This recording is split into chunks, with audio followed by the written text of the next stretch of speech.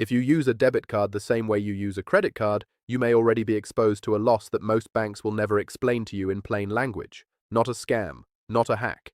A rule. A rule about your own money that only protects you if you act inside a very specific window of time. Miss that window, and the money that leaves your account may never come back. Not because the bank is being cruel, because the rule says so. In a moment, I'll show you exactly what that window is, how short it really is, and why so many retirees find out about it only after the damage is done. Here's why this matters in real life. When a fraudulent charge hits a credit card, federal law caps your liability at $50 in almost every case, and most card issuers waive even that. You dispute it, the bank investigates, and in the meantime, your money is still your money. You never actually lost it. A debit card does not work that way.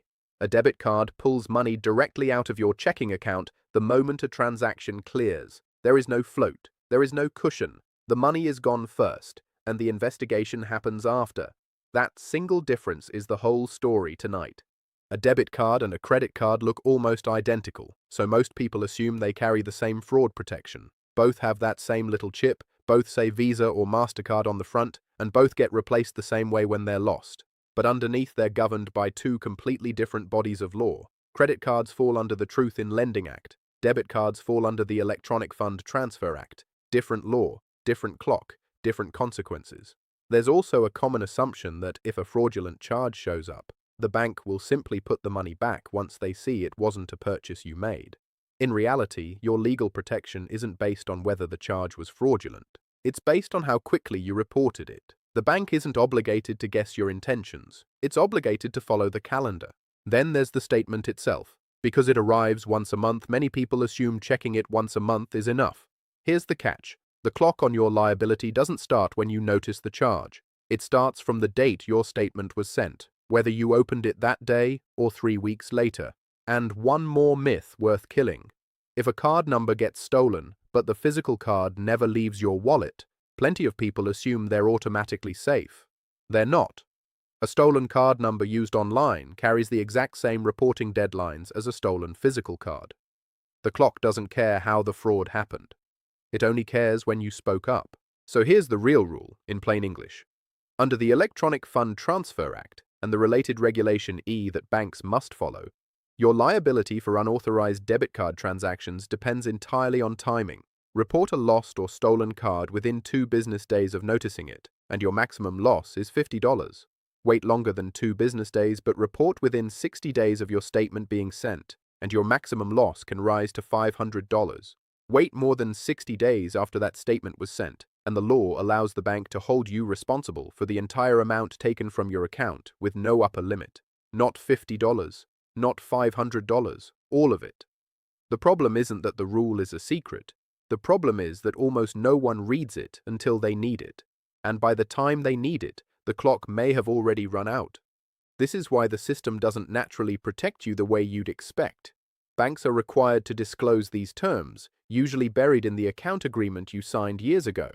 They are not required to call you and say, "You have 58 days left to report this." They are not required to flag your account and say, "This transaction looks unusual for your normal spending pattern." Some banks have fraud monitoring that catches obvious red flags, and that can genuinely help. But the legal deadline exists independent of whether their software happens to notice anything. The responsibility to report sits with you on a calendar that started ticking the day your statement went out, not the day you opened the envelope. Let's walk through a realistic example. A retired couple, both in their early 70s, receive Social Security by direct deposit into a checking account. They use a debit card for groceries, gas, and pharmacy pickups. Their statement closes on the 5th of each month and is mailed a few days later. In March, a fraudulent charge of $1,100 appears, made through an online purchase using their card number, not the physical card. The couple doesn't check their statement closely that month because they're focused on a family medical situation. 63 days pass before they notice the charge and call the bank. Under the reporting timeline, that's past the 60-day window from when the statement was sent. The bank is legally permitted to deny reimbursement for the full $1,100, not because the fraud wasn't real, because the report came in 3 days too late. $1,100 might not sound catastrophic on its own, But for a household on a fixed income, that's not $1,100. That's roughly 2 months of groceries or a full month of a Medicare Part B premium and a prescription copay combined, gone in a single missed deadline. And it happened over something as ordinary as not opening a piece of mail on time. Almost nobody notices this next part. This isn't only about theft from strangers. The same $50, $500 unlimited liability structure applies to any unauthorized transaction, including double charges from a merchant, a subscription that wasn't properly cancelled and gets contested, or a caregiver or family member who uses the card without full authorization. If you don't report it within the window, the deadline treats all of these the same way as outright theft. The calendar doesn't ask why the charge happened, it only asks when you spoke up. Now here's the fix, and it's genuinely simple. The single most protective habit you can build is checking your debit card transactions online or through your bank's phone line at least once a week, not once a month. You don't need to wait for a paper statement to arrive in the mail. Every bank allows you to view pending and cleared transactions in real time, either through online banking, a mobile app, or an automated phone system you can call using your account number. If you see anything you don't recognize, the moment to act is that day, not next month. This week, take 4 concrete steps. First, call the phone number on the back of your debit card, or visit your bank in person, and ask 2 direct questions. What is my current liability window for unauthorized transactions on this account?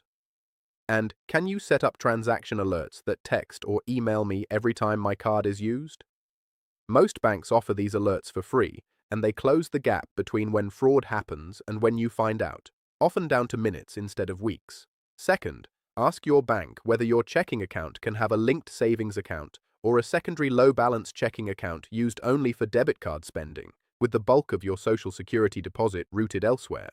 This way, if a card number is compromised, the exposure is limited to whatever smaller balance sits in that spending account, not your full monthly income.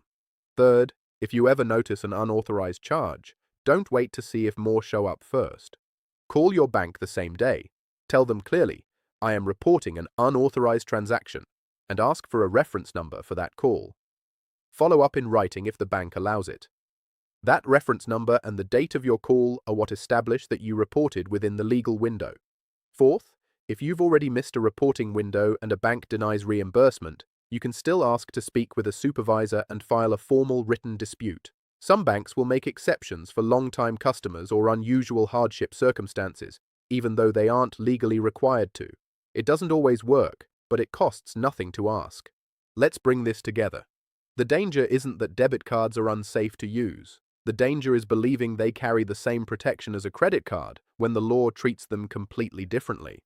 The misunderstanding is thinking that a monthly glance at a paper statement is enough when the real clock starts the day that statement is sent, not the day you read it. And the action that protects you is simple. Check your account weekly, turn on transaction alerts, and report anything unfamiliar the same day you see it.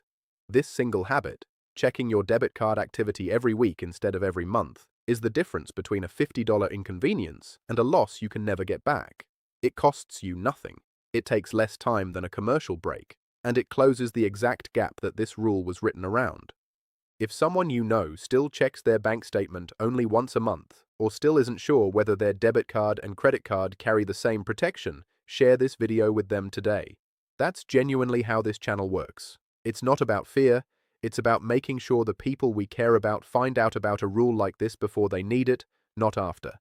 Subscribe if you want more of these protections explained clearly, one at a time, in plain English, with no jargon and no scare tactics.